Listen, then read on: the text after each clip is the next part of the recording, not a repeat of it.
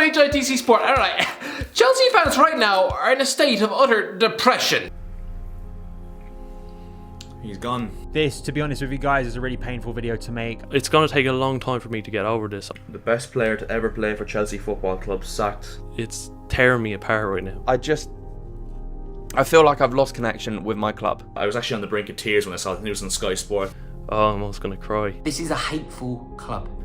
Oh, it's so hard. Why doesn't this club have any feelings? Losing someone like this, it's really tough.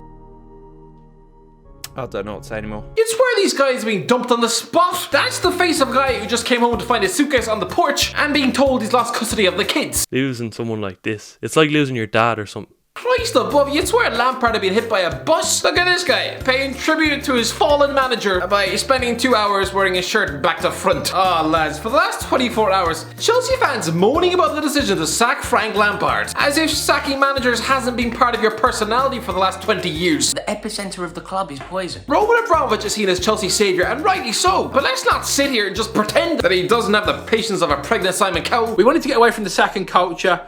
We hired Frank Lampard. I'm sick and tired of sacking culture. It doesn't work. Like, it clearly doesn't work.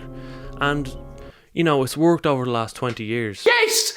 Yeah, exactly right. For the last 20 years. That's what Chelsea's success is built on. You cannot accept nearly 20 trophies under this regime and pretend the culture doesn't work. How naive can you be? Why, you're gonna give back all those Champions League medals now because you just happened to sack the guy who won it? Christ, how naive can you be? It's like accepting a brand new tracksuit from grandma for Christmas and choosing to ignore the fact that a bunch of Chinese 6-year-olds had to lose their fingers for you to get that present. If you're a Chelsea fan and campaigning against the sacking culture, then it's like someone wearing a fur coat out to dinner before going home to write a long blog on Facebook about the perils of animal cruelty. It's just a bit ironic. Frank Lampard, man. Is it really that sad? A man who is earning nearly £8 million a year has lost his job. For some reason, I don't think he's gonna have to pick up a night shift cleaning the toilets of strip clubs in West London now, do you? Anyone who's angry at this, what? Do you want to persist with a man who clearly isn't working just because of his legend status at the club? That's how you turn into Arsenal FC. And over time, your fan base will mutate into a bunch of angry zombies. Wow, I'm blown away. Am I the only one who remembers Roman Abramovich has actually sacked 10 managers? This is like being surprised that Henry VIII was spending his mid-50s attending a singles night down his local nightclub. No.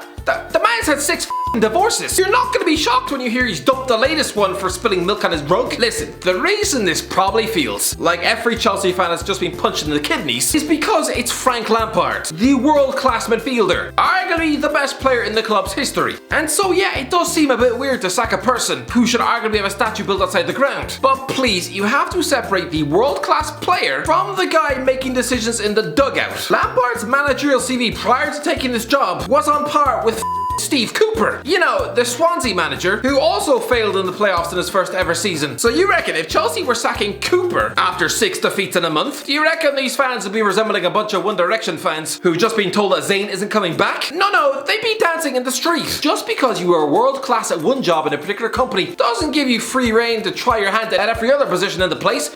For example, I don't see him being a particularly good canteen lady now, do you? For one thing, he doesn't have a vagina. Forget what he was as a player. Christ, well, Gianfranco Zola was a Chelsea legend, but you'd probably rather stick your knob in a pencil sharpener than see him back in the dugout. Jimmy Floyd Hasselbank was a top player with over 90 goals for your club, but he's currently the boss of Burton Albion in League One. You are Chelsea Football Club, a £1 billion corporation. If you are serious about winning back your crown as the country's top dogs, you need to shove sentimentality in the bin. This was the same outrage reaction when Roberto Di Matteo was sacked in 2012, but at least he'd won something as a manager. You could understand why some Chelsea fans might need to have been talked down off a balcony. But within 6 months, you had Jose Mourinho back in charge, while Di Matteo lasted 12 games at Villa Park before being sacked for Steve Bruce.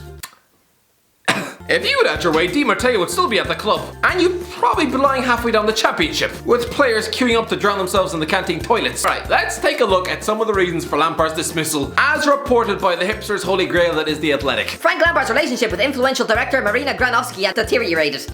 Yeah, so delightfully vague. Now, if this was one of those gutter tabloid rags, they'd probably try and spin some sort of Hollyoaks angle that Lampard had accidentally impregnated his boss, run over her pet cat and proposed to her twin sister by mistake. But no, apparently they clashed because he kept trying to buy Declan Rice in the summer. Now listen, during a worldwide global pandemic, I can understand stocking up on rice at Tesco's, but not the fake Irish waster at West Ham, who kisses so many badges he's probably in danger of getting herpes on his lips. But listen, that alone, trying to yank Roman Abramovich's wallet for £70 million to spend on a guy they released from the club at the age of 14. No, Chelsea do not like to be reminded of when they failed in the window. An ego like Abramovich does not like to admit when he's wrong. Because have you ever seen any board member ever acknowledge the existence of Mo Salah and Kevin De Bruyne ever at the club? Never mind try and buy them back from Roma and Wolfsburg when they had the chance. They're too proud. There's a reason why they gave Alvaro Morata to Antonio Conte rather than pay double the fee they sold Romelu Lukaku for. This is a board of highly paid financial gurus who don't really want to be laughed at West London cocktail parties after essentially admitting they were wrong to bin off Rice as if he was a half-empty yogurt pot. Apparently Lampard also wanted the club to buy James Tarkowski. I'm sorry, if the manager of Chelsea Football Club actually wants to pay £50 million for a 28-year-old Burnley centre half, then I'm sorry, he deserves the goddamn sack. Ralph Rangnick was offered interim job last week for 4 months but turned it down.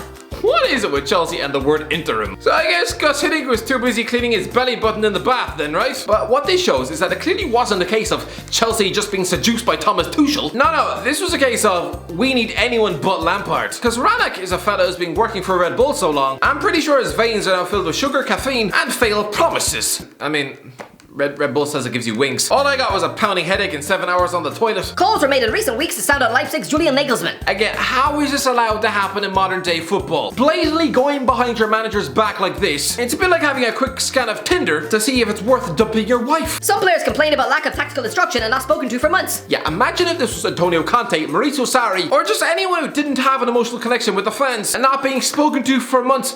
What sort of amateur hour is this? Oh, the players got Lampard sacked! Please, Kepa must be sacked! Kepa, yeah, you are absolutely disgraceful. You are absolutely disgraceful because you failed to play for your manager. And have Timo Werner burnt at the stake. Ah yeah, because it's not as if your club's very ethos has been centered around player power now, is it? Andre Villas-Boas blasts Frank Lampard for his lack of support during Chelsea reign. Chelsea Football Club are an institution which demands the best. And Lampard's tactics are so basic, run-of-the-mill. But of course they are. I'm not blaming him, because he only got his coaching badges 2 years ago and was being linked with the Oxford job. I'm sorry, if you are being credibly linked with Oxford United in 2018, you should not be getting the Chelsea job in 2019. Before picking Derby County, he was in the running for the Ipswich Town job. So clearly he was viewed in the same managerial class as Paul Lambert and still got the Chelsea job. And look at his backroom staff. Jody Morris. Yes, he did well coaching the children in the academy, but as a Premier League number 2, he immediately showed his naivety by mocking Jose Mourinho on the internet. Listen, if you want to be a Twitter troll, then fine. Allow your virginity to grow back, grow a sweaty beer belly, and do it from the comfort of your own living room in your underpants. But do not try and mock a 3-time Premier League winning manager with over 30 years of experience when you are sitting beside a novice. Honestly, Lampard should have just stayed at Derby County, continue to learn his trade in the lower leagues, maybe learn how to beat Millwall first before you accept the gig at Stamford Bridge. How did he think he was ready after just 40 games in the Championship? Don't you tell me Chelsea hired him for his managerial abilities. No. Roman Abramovich just wanted a familiar name to appease the fans, to shut up those screaming about how much they hated Sarri Ball. I have no doubt that if John Terry wanted the job, he'd have probably got it as well. He could have copied Lampard and just chose to audition himself as a manager of a championship club for a season before getting that big promotion back to the Premier League. But no, he has the humility to admit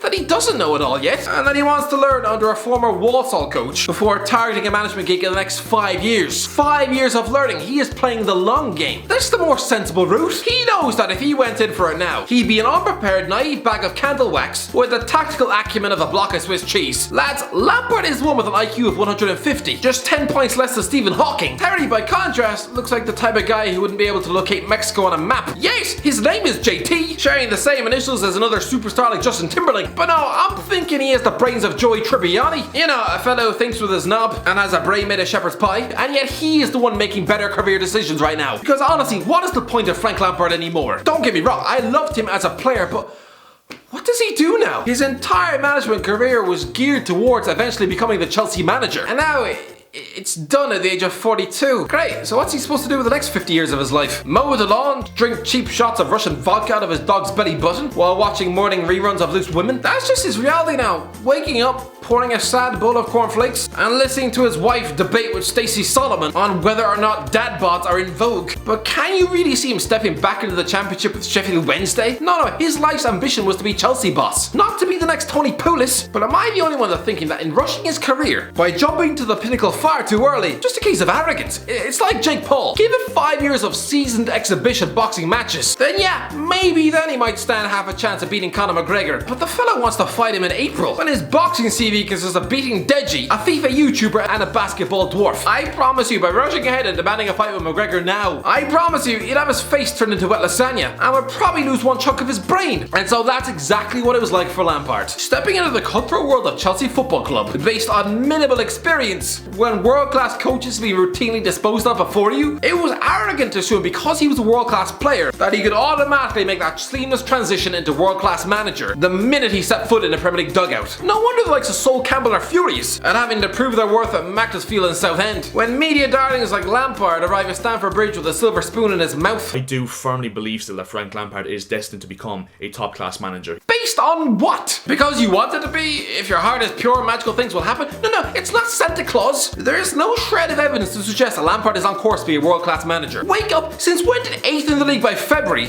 become acceptable for Chelsea Football Club? Yes, Lampard did well to claw 4th last season in the midst of a transfer ban, but was it really that good? They got 66 points, the second lowest points total since 2002. Not to mention they conceded 14 goals in 8 Champions League matches. A Chelsea team concedes 4 at home to Ajax. This is Chelsea Football Club. Do not let your standards drop. People seem to think he achieved last season, as if that was some form of success. No, that's like McGregor patting himself on the back because he managed to land a few punches on Sunday morning. No. He had 2 cup finals and he lost them both. When Avram Grant did that, he was labelled a specialist in failure, despite winning over 30 games that season. Chelsea's whole thing is instant success. If the club were in the business of waiting for rookies to learn on the job, then Christ above, they'd have just promoted Brendan Rodgers from the backroom staff back in 2008, giving him 10 years on the job. But lads, if that sounds like your idea of fun, good Christ. Anyway, that's the end of the lads. Let me know in the comments below. What do you think Frank Lampard should have got more time? Let me know in the comments below. Enjoy the video, don't forget to like, subscribe, and as always, I'll talk to you in a while. It's gonna take a long time for me to get over this.